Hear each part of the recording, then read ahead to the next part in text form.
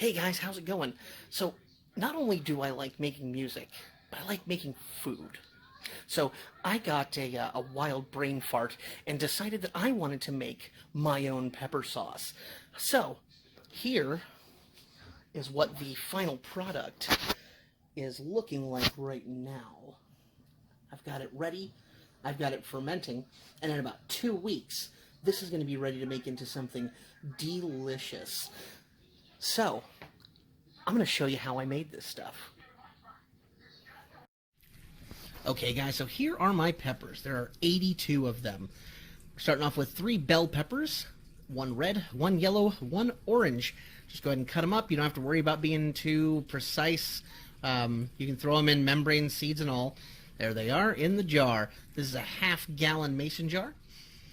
We've got some habaneros here. Be careful. Wear your gloves. Again, just take the caps off, cut them up. You don't have to worry about separating the seeds.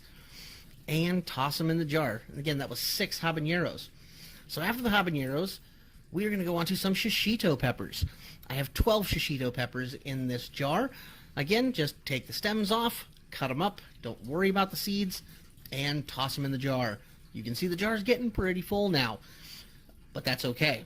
So then we got some serrano peppers. It's a classic. I love serrano peppers. They're not quite as hot as a jalapeno, but they're nice.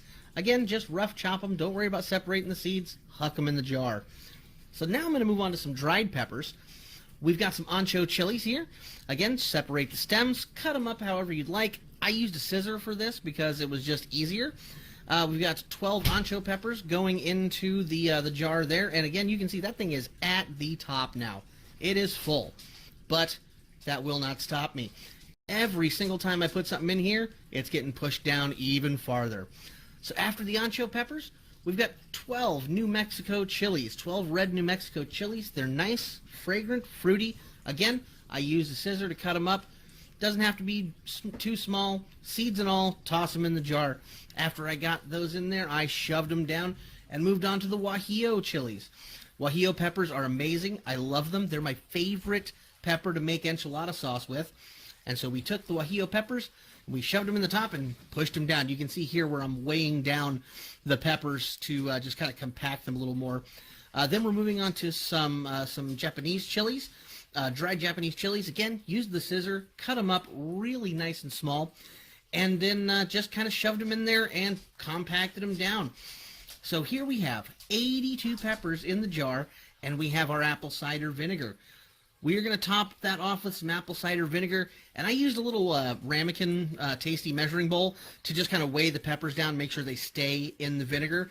And once that is there, cap it up as best as you can, and let it go. Now, we're going to let this sit for about 2 weeks in the vinegar here, and it's going to taste so delicious once it's done.